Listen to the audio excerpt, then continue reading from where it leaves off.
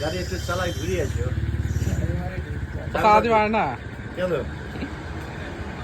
কোনো ব্যাপার নাকি হালকা একটা গিয়ার দিয়ে গ্লাসটা আস্তে আস্তে সারি করাও ফাঁকা মাঠে ওই পকেটের ভিতরে ঘুরে আসো চাবিটা দাও চালাতে পারো না আস্তে আস্তে ওই ওই মোটা ওই যাতে করাও এবার দিয়ে কুল দিয়ে দিয়ে করাও এক সাইড দিয়ে দিয়ে চাবিটা দাও এটা দাও তোমার কাছে এত দুধ আছে তো 1 ঘন্টার ভিতরে গাড়ি চালাবে